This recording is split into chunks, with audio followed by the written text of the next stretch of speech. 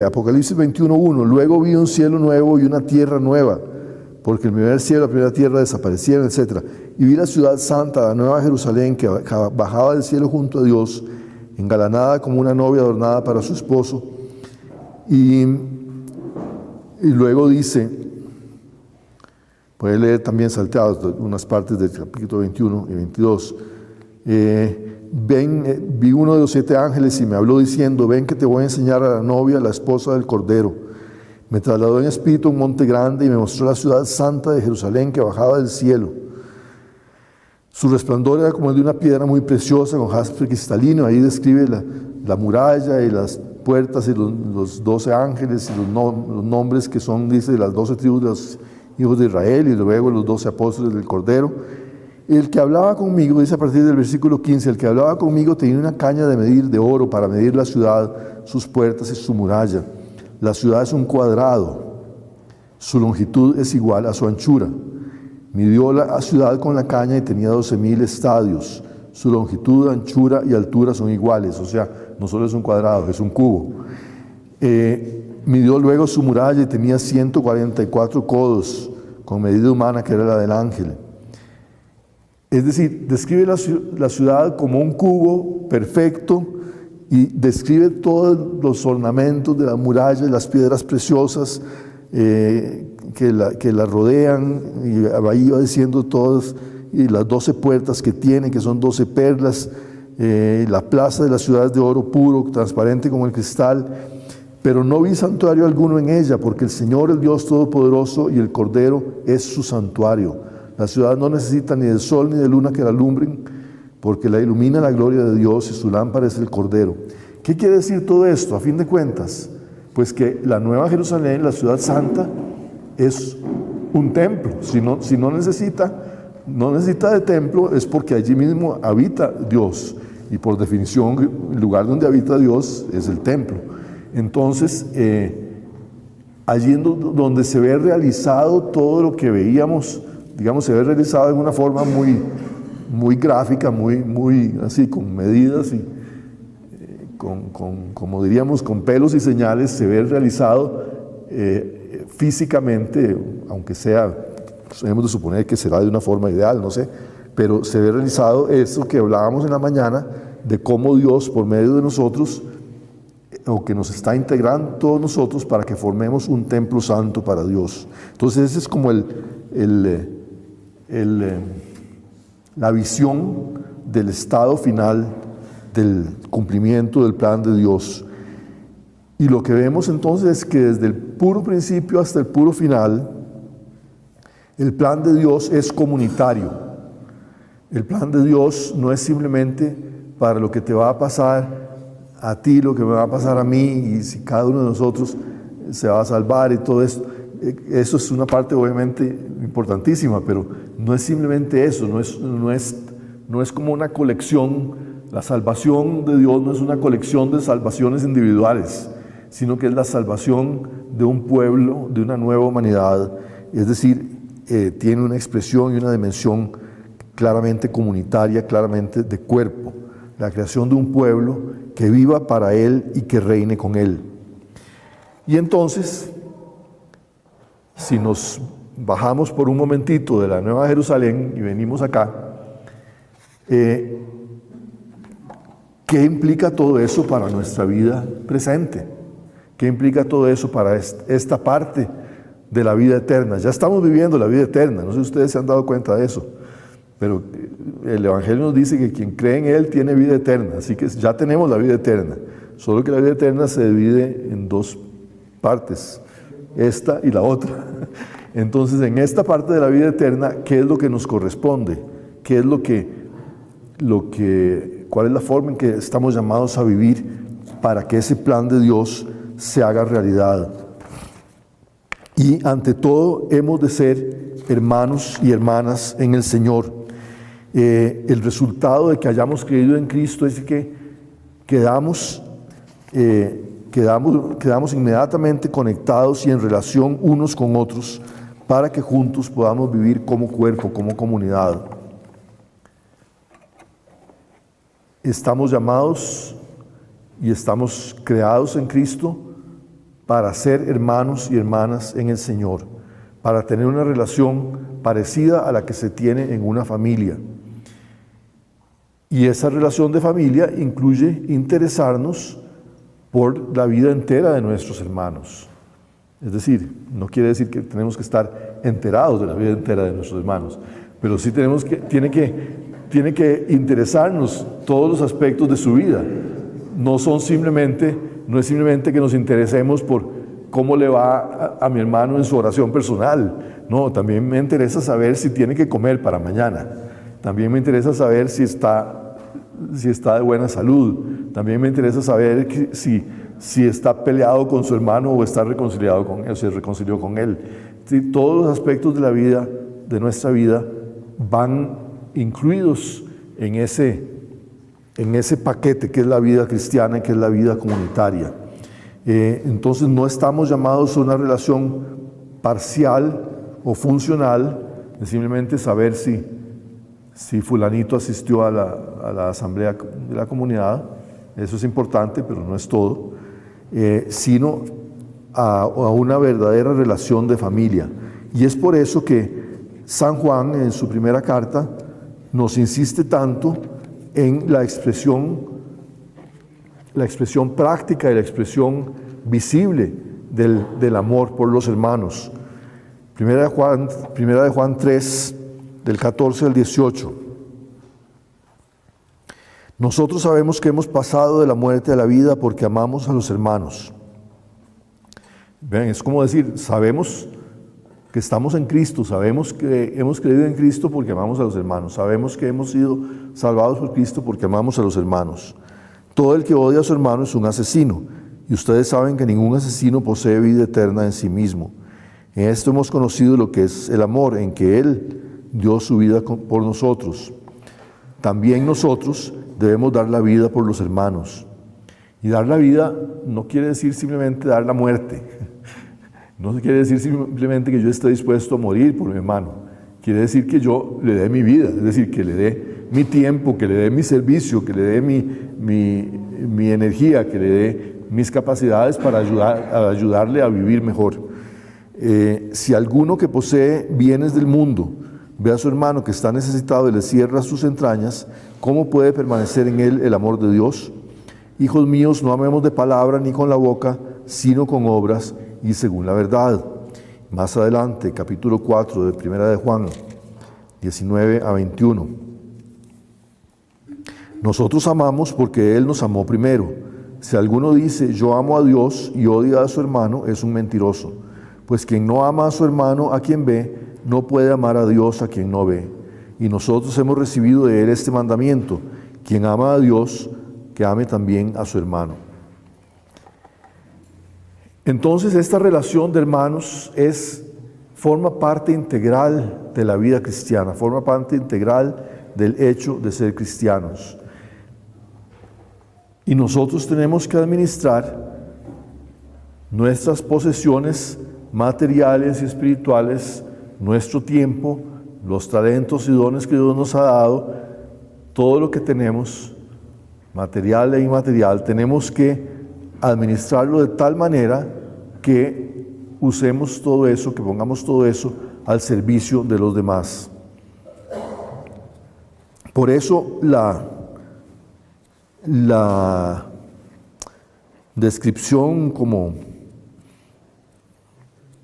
capital de la vida en comunidad cristiana, en que todos los que alguna vez hemos querido formar comunidad, hemos leído y releído y nos hemos puesto a ver qué es lo que implica, qué es lo que nos dice los Hechos de los Apóstoles sobre lo que pasó después de Pentecostés, es realmente una expresión de ese hecho de poner todo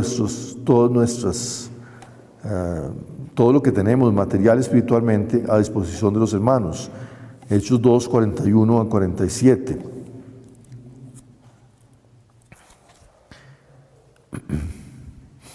Así pues, los que acogieron su palabra fueron bautizados, y aquel día se les unieron unas 3,000 personas.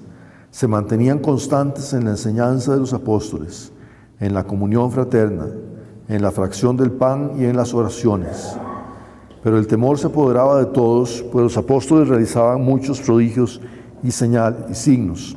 Todos los creyentes estaban de acuerdo y tenían todo en común. Vendían sus posesiones y sus bienes y los repartían entre todos según la necesidad de cada uno. Acudían diariamente al templo con perseverancia y con un mismo espíritu. Partían el pan en las casas y tomaban el alimento con alegría y sencillez de corazón, alabando a Dios y gozando de la simpatía de todo el pueblo. Por lo demás, el Señor agregaba al grupo a los que cada día se iban salvando. Digamos que allí hay pues una expresión de cierta forma ideal, no por eso menos histórica o menos verídica, y una expresión al mismo tiempo pues sí, inicial y germinal de lo que iba a ser y debía ser y debe ser la comunidad cristiana. Pero también es una expresión de cómo para ellos, para nuestros primeros hermanos cristianos, era absolutamente natural que por estar unidos en Cristo y haber recibido el don del Espíritu Santo, generaran entre sí una dinámica y una vida de familia en que estaban compartiendo los bienes unos con otros y en que lo que hacían, lo hacían juntos. Recibir la enseñanza de los apóstoles, la comunión fraterna, es decir, eso de compartir los bienes y de estar juntos y compartir unos con otros, la fracción del pan, sí, toda la dimensión del culto y la Eucaristía y todo esto, y las oraciones tanto personales como comunitarias. También es una expresión de algo que a veces pasamos por alto, y es que cuando se nos dice en Deuteronomio 6:4, amarás al Señor tu Dios con todo tu corazón, con toda tu alma, con todas tus fuerzas, que es lo que Jesús repite en el Evangelio como el mandamiento más importante de todos. Ese mandamiento de amar a Dios dice con todas tus fuerzas. Y con todas tus fuerzas no quiere decir simplemente que, no sé, como que en la oración nos pongamos así súper tensos, pensando que si no así estoy amando a Dios con todas mis fuerzas. No, todas tus fuerzas quiere decir, ante todo, todos tus recursos, todas las cosas que te hacen fuerte, todas las cosas que te hacen alguien con capacidad. Entonces quiere decir también todos mis bienes materiales, todas las cosas que yo tengo, todo eso tengo que ponerlo al servicio de Dios, y esa es la forma en que voy entonces a amar a mi prójimo también como a mí mismo.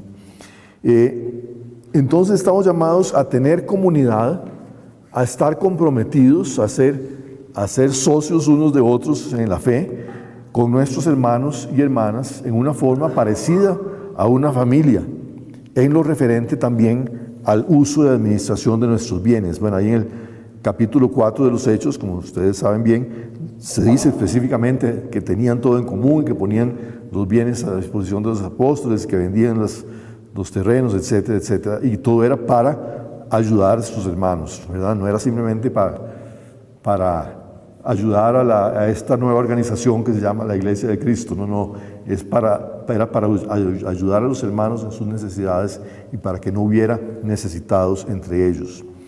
En fin, hemos de ser una nueva nación, un nuevo pueblo, con un modo de vida que nos caracteriza y que se describe en esto de que somos una nación santa, una familia nueva. Primera de Pedro 2, 9 y 10, también otro pasaje de los favoritos de nosotros en las comunidades. Pero ustedes son linaje elegido, sacerdocio real, nación santa, pueblo adquirido, para anunciar las alabanzas de aquel que los ha llamado de las tinieblas a su admirable luz. Ustedes que en un tiempo no eran pueblo y que ahora son pueblo de Dios, de los que antes no se tuvo compasión, pero ahora son compadecidos.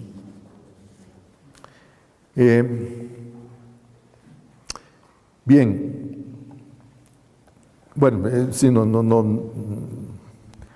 Eso simplemente resume mucho de lo que hasta ahora he dicho. Es decir, estamos llamados a ser una nación, a ser un pueblo, y no simplemente a ser individuos, a tener una relación puramente individual con Dios y con Cristo. Claro, esta relación nueva con Cristo y en Cristo es algo que en principio tenemos con todos los cristianos. Tanto se dice, y es verdad, en la fe y especialmente en el bautismo, nos hacemos miembros de la iglesia, quedamos unidos a la iglesia, es decir, quedamos unidos con todos los cristianos, y no solo los que llegan a la misma parroquia que nosotros, sino los que están en todos los demás lugares del mundo y con todos los que han estado antes de nosotros, ¿verdad? Y eso es porque compartimos el mismo espíritu con ellos y estamos unidos por Dios Padre, estamos unidos en el único Hijo, y así hemos sido hechos hijos adoptivos de Dios. Pero necesitamos convertir eso en una realidad viviente, en una realidad práctica, como ocurría con los primeros cristianos, como acabamos de leer en Hechos 2.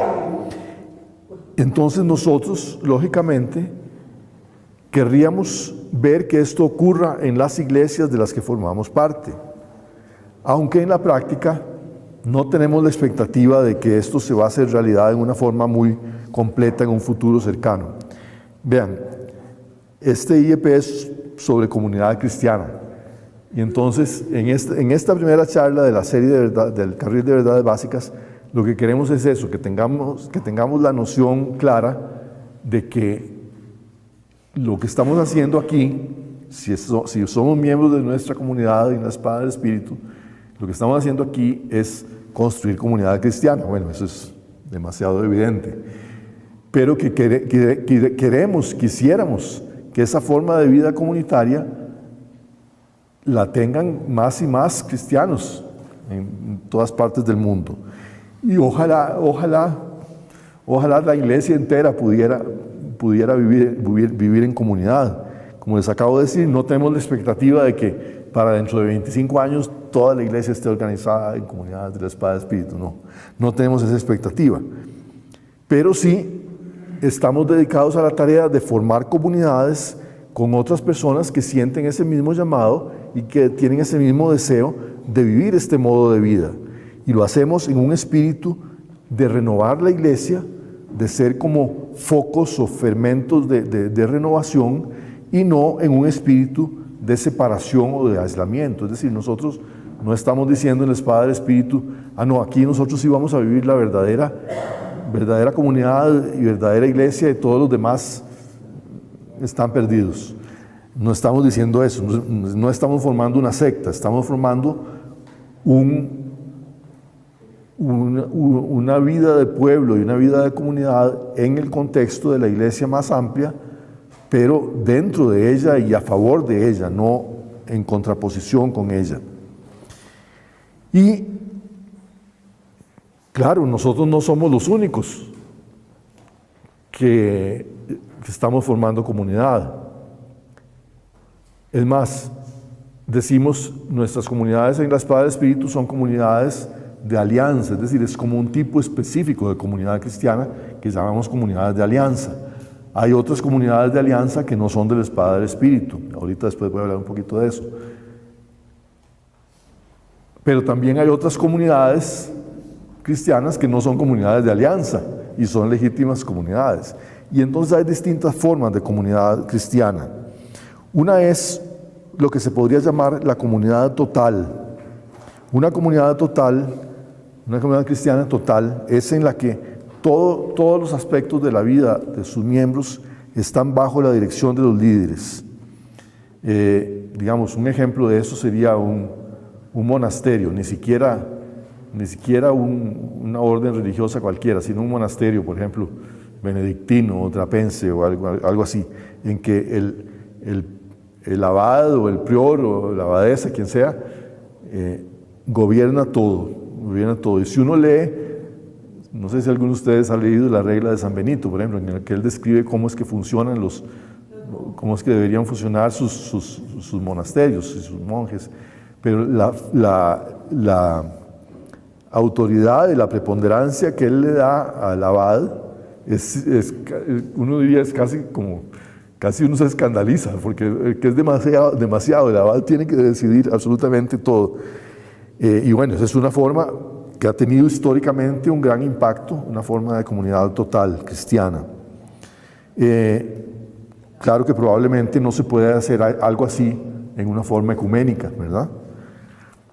Otra forma de comunidad que algunos han intentado es lo que podríamos llamar una comuna, en que las familias o personas que se integran a esa comunidad se van a vivir juntos ya sea en un edificio o en un grupo de edificios, y también que todo lo hacen juntos en cuanto a trabajo y actividades, etc.